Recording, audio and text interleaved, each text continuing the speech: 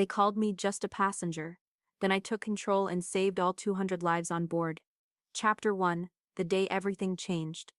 My name is Emily Carter, and I've learned that being underestimated is sometimes the greatest advantage you can have. When the flight attendant looked right through me and said, "Just another passenger," I didn't correct him. I just settled into seat 14B and closed my eyes, hoping for a quiet flight home. To keep listening to this beautiful and special story, please hit that like button and subscribe to the channel. Write your name and the city you're watching from so I can include a special shout out for you in an upcoming story. I was exhausted. 6 months in Okinawa had drained everything from me, every ounce of energy I'd saved for this moment. Coming home. The base had been my world for so long that civilian clothes felt foreign on my skin.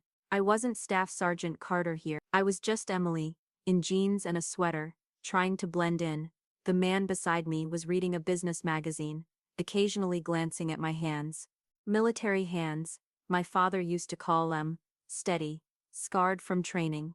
But he didn't ask questions, and I didn't offer answers. I remember thinking how strange it felt to be nobody. For months, every decision I made could mean life or death for my team. Every morning briefing, every drill, every emergency simulation, it all mattered. But here, at 35,000 feet, I was invisible. The plane was full, families heading home, business travelers checking their phones, college kids with backpacks stuffed under seats. Normal people, living normal lives. The kind of life I used to think I wanted before I learned who I really was. When I was 11, my father laughed when I said I wanted to fly planes. "You don't have what it takes, Emily. Not for pilot training. Not for the military." His words had followed me through every obstacle course, every sleepless night of training, every moment when I wanted to quit. But I never did quit. And sitting in that passenger seat, feeling smaller than I had in years, I realized something important. The person my father said I could never be was exactly who I'd become. I just wasn't wearing the uniform to prove it. Chapter 2: When normal becomes nightmare. The first sign something was wrong wasn't dramatic. It never is, in real emergencies, just a slight change in the engine's hum, so subtle that most people wouldn't notice. But I'd spent too many hours in aircraft to miss it. I opened my eyes and listened. The business traveler next to me was still reading. The family behind me was still arguing about snacks. But something in my chest tightened, that feeling you get when your training kicks in before your mind catches up. The flight attendant walked past, smiling her practice smile. Everything appeared normal. But appearances lie. I'd learned that lesson in basic training when Sergeant Mills taught us to trust our instincts over our eyes. "Ladies and gentlemen, this is your captain speaking." The voice came through the intercom, steady and calm. "We're experiencing some minor technical difficulties. Nothing to worry about, but we may need to make an unscheduled landing." Minor technical difficulties. In military speak, that usually meant something was seriously wrong.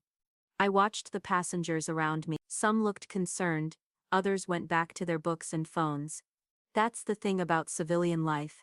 People trust that someone else will handle the problem. They don't realize that sometimes, the person who needs to handle it might be sitting right next to them. The plane shuddered slightly. Not turbulence, something else. I closed my eyes again and tried to calculate distance to nearest airport, fuel consumption at current altitude, emergency landing procedures. The information flowed through my mind like muscle memory, even though I told myself this wasn't my problem to solve. But then I heard it, the captain's voice again, but this time through the cockpit door. Not calm anymore, urgent, worried. "We're losing hydraulics faster than projected. I need you to check the manual again." The business traveler looked up from his magazine. "Did he just say losing hydraulics?" I nodded, keeping my voice steady. "Probably just a minor leak. But minor leaks don't make captains sound scared, and scared captains make planes fall from the sky." Chapter 3: The moment everything shifted. 20 minutes later, the captain's voice returned, but something had changed. The steady confidence was gone, replaced by something I recognized from my own voice during my first emergency drill controlled pan. "Ladies and gentlemen, we need to prepare for an emergency landing. Flight attendants, please begin emergency procedures." The cabin erupted, not screaming, not yet, but that electric tension that comes when people realize their lives might be in danger. Mothers pulled children close. Business travelers finally put down their phones. The flight attendants moved quickly, professionally, but I could see the fear in their eyes. I stayed seated, watching, assessing. This was the moment in every emergency when training separates those who can help from those who can't. Most people freeze or panic, some try to help but make things worse. A few know exactly what to do. The problem was, I wasn't supposed to be one of those few, not here, not as just a passenger. The woman across the aisle started crying. I can't die like this. My kids are waiting for me. The flight attendant knelt beside her, speaking in soothing tones, but his hands were shaking. He was young, maybe 25, and probably had never dealt with a real emergency before. That's when I heard it, the sound that changed everything. A sharp mechanical groan from somewhere behind the cockpit door, followed by shouting. Mike, Mike, are you okay? Silence. Then I need medical assistance in the cockpit, immediately. I was on my feet before I realized I'd moved. The business traveler grabbed my arm. Where are you going? They said to stay seated. Someone's hurt, I said, gently removing his hand. They need help. But that wasn't the whole truth. Yes, someone was hurt, but what I really heard in that flight attendant's voice was the sound of someone in over their head, someone who needed back. I walked toward the front of the plane, my steps steady despite the turbulence. 3 passengers tried to stop me, asking where I was going, telling me to sit down. I smiled politely and kept walking, because here's what they didn't understand. In a real emergency, following orders matters less than saving lives. And right now, 200 lives were depending on someone making the right choice. Chapter 4. The door that changed everything. The flight attendant, his name tag said David, was standing outside the cockpit door, his face pale and his hands shaking as he spoke into the intercom. Is there a doctor on board? We need medical assistance immediately. I approached him slowly, keeping my voice calm. What happened? I can't. Passengers need to stay seated, but his voice cracked on the words, and I could see he was barely holding it together. David, I said, reading his name tag. I know you're scared, but I might be able to help. What happened to the pilot? He looked at me like I was crazy. A woman in jeans and a sweater asking to help with a medical emergency. Are you a doctor?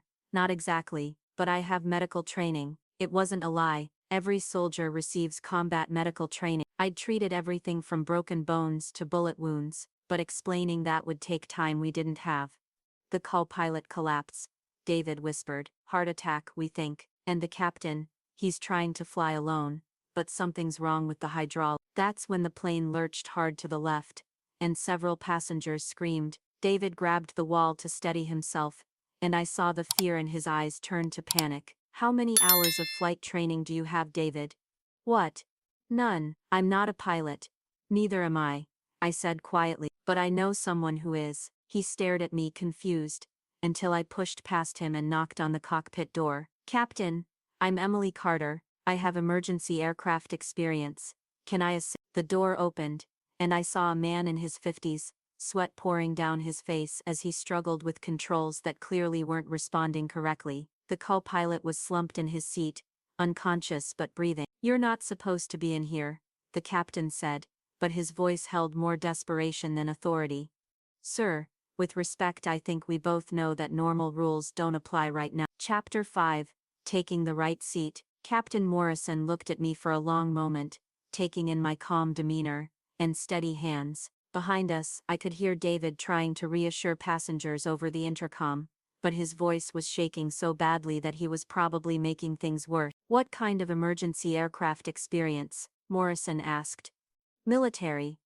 Air Force. I've logged over 400 hours in emergency situations. It was true, though most of those hours had been in transport aircraft and helicopters, not commercial planes. But the fundamentals were the same. When systems fail, you adapt. The plane shuddered again, and Morrison cursed under his breath. Hydraulics are almost gone. I can barely control altitude, and the backup systems aren't responding. I moved to the co-pilot seat and quickly checked his pulse. Strong and steady. Probably just exhaustion and stress, not a heart attack. He's stable, unconscious but breathing normally. Can you help me with these controls? I looked at the instrument panel. Different layout than military aircraft, but the basic principles were familiar. What's our current situation? We're at 28,000 feet. About 40 minutes from Denver, but with these hydraulics, he trailed off and I understood. We might not make it 40 minutes. What about alternate airport? There's a smaller field about 20 minutes out, but the runway's shorter. We'd need perfect conditions to land safely. I studied the weather display. Clear skies, minimal wind. Not perfect, but workable. Captain Morrison, I need to tell you something. I'm not just military trained. I'm a staff sergeant with the Air Force, and I've handled emergency landings before. If you're willing to trust me, I think we can get everyone home safely. He turned to look at me fully for the first time, seeing not just a passenger but a fellow professional. Staff Sergeant Carter. Yes, sir. Then let's save some lives. The intercom crackled to life. Ladies and gentlemen, this is Captain Morrison. We have the situation under control, and we're going to make a slightly early landing at a different airport. Staff Sergeant Carter is assisting in the cockpit, and I want you to know that you're in excellent hands. For the first time since this began, I smiled. Chapter 6. When training becomes everything. The next 15 minutes were the longest of my life. Not because I was scared. Fear had left me the moment I sat in that co-pilot's seat. Long because every second mattered, and every decision could mean the difference between 200 people going home, or 200 families receiving phone calls they'd never forget. Morrison was a good pilot, but stress was affecting his judgment. When you're used to flying with full hydraulics, partial systems feel like flying a brick. But in the military, you learn to fly bricks. You learn that when technology fails, technique matters more than equipment. We're coming in too steep, I said, watching the altitude indicator. The controls aren't responding right. I can't get the nose up. Then we don't fight the plane, we work with it. I reached over and adjusted the trim. Military transports taught me that sometimes you have to surrender control to gain control. The plane leveled slightly. Morrison looked at me with something between surprise and respect. Where did you serve? Afghanistan, Iraq, 6 months in Okinawa. I didn't mention the commendations or the lives saved. None of that mattered right now, only getting this plane down safely. The radio crackled. Flight 44 His Evan, you're cleared for emergency landing on runway 09. Emergency crews are standing by. I could see the airport through the windscreen now. Small, just like Morrison had said, but the runway looked clean and long enough if we could manage our approach correctly. Staff Sergeant, I need you to take the controls for a moment. I looked at him, surprised. Sir? My hands are shaking too badly. You're steadier than I am right now. It was true. While Morrison was fighting the stress of an impossible situation, I was in my element. This was what the Air Force had trained me for, the moment when everything goes wrong, and someone has to stay calm. I took the controls and felt the plane respond to my heavy, sluggish, but flying, always flying. Ladies and gentlemen, Morrison announced over the intercom, we're beginning our final approach. Please ensure your seatbelts are fastened, and your seats are in the upright position. But I wasn't listening to the announcement. I was listening to the plane, feeling its weight, understanding its limitations, and preparing to bring everyone home. Chapter 7.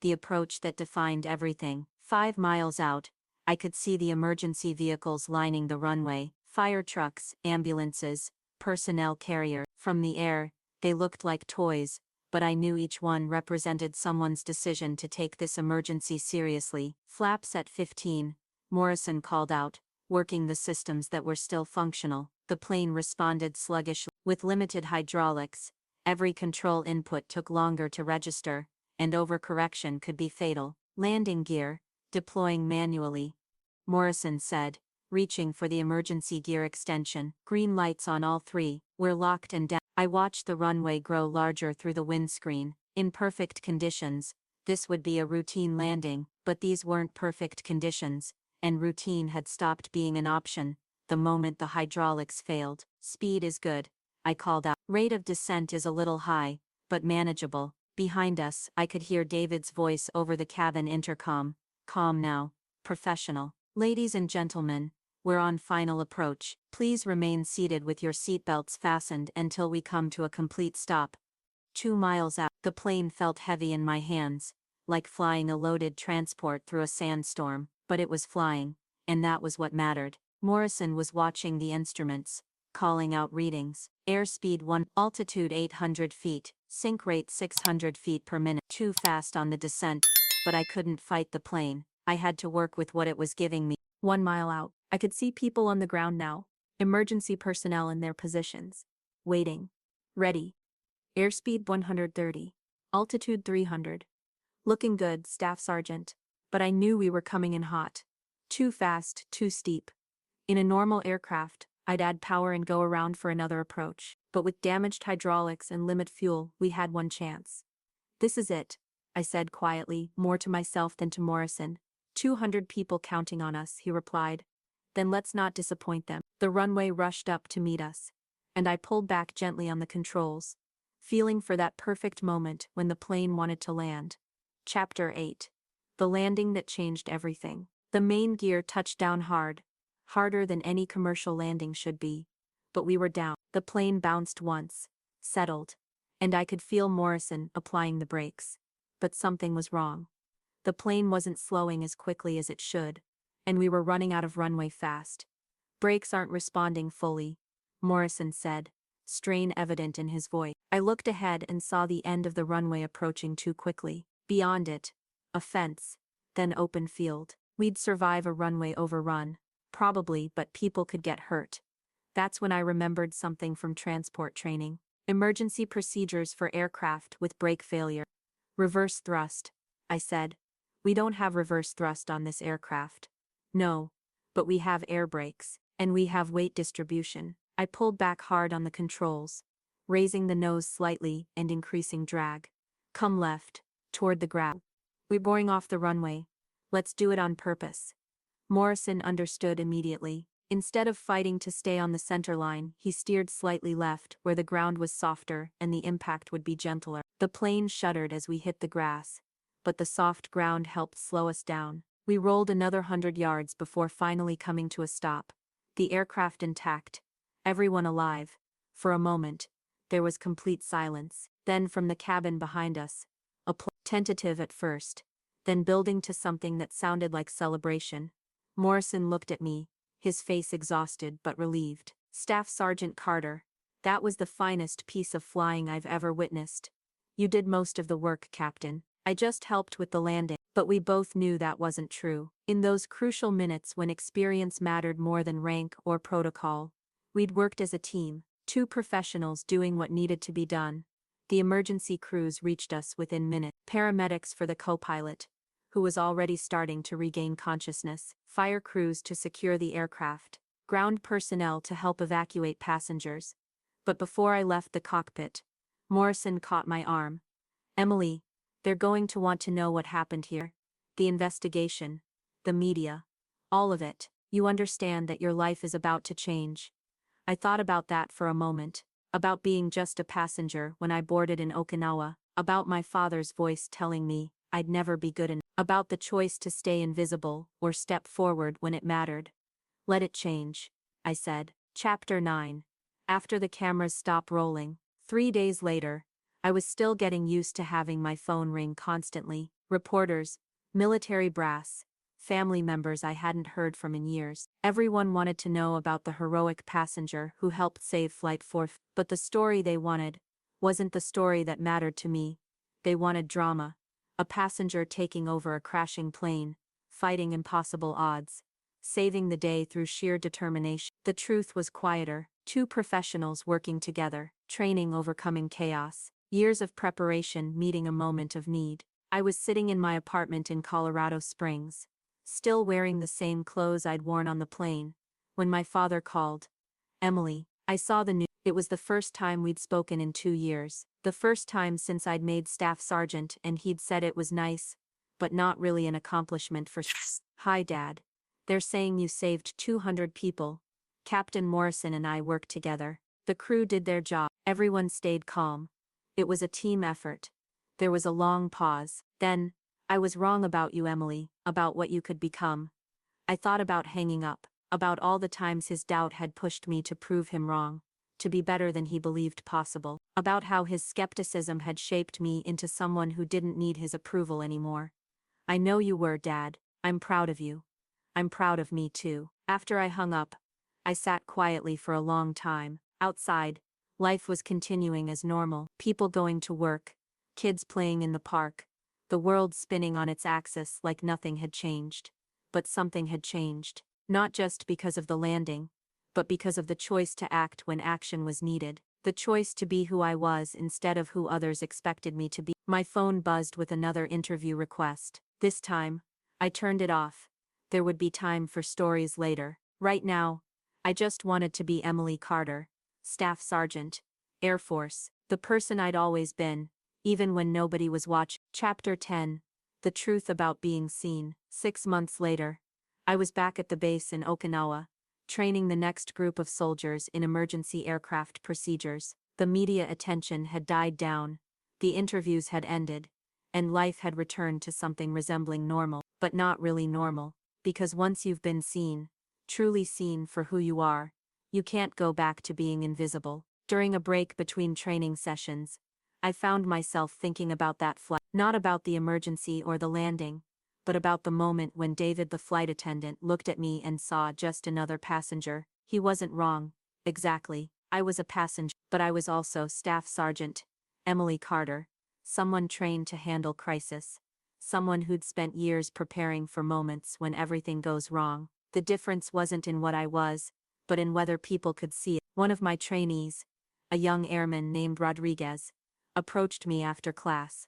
"Sergeant Carter, I read about what happened on that commercial flight. Is it true you took over the controls?" I assisted the captain with an emergency landing. I corrected. "We worked as a team, but you saved everyone." I looked at Rodriguez, seeing in his eyes the same hunger for heroic stories that I'd seen in every reporter's face. The need to believe that extraordinary people do extraordinary things. "Airman Rodriguez, do you know what saved those people? Your flying skill, training. Every day, every drill, every time we practice emergency procedures, every moment when you think the training doesn't matter because it's just a drill, that's what saved them." I pulled out my phone and showed him a picture I'd received the week before. It was from Sarah, a woman who'd been on the flight with her 5-year-old daughter. The little girl was blowing out birthday candles, smiling at the camera.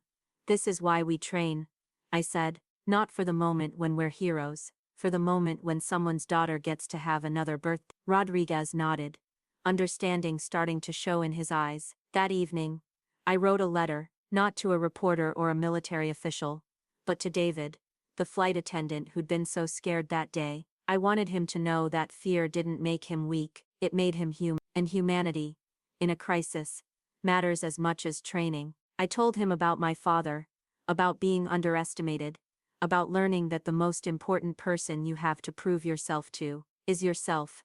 At the end of the letter I wrote, "You called me just a passenger that day. You weren't wrong. I was a passenger, but I was also a soldier. I was also someone trained to help. We're all more than just one thing." I sealed the letter and walked to the mailbox, thinking about identity and recognition, and the strange way that crisis reveals who we really are. My name is Emily Carter. I'm a staff sergeant in the United States Air Force. I help people when they need help, and sometimes, when the moment is right and the need is great, that's enough to change everything. I was never just a passenger. I was always exactly who I needed to be.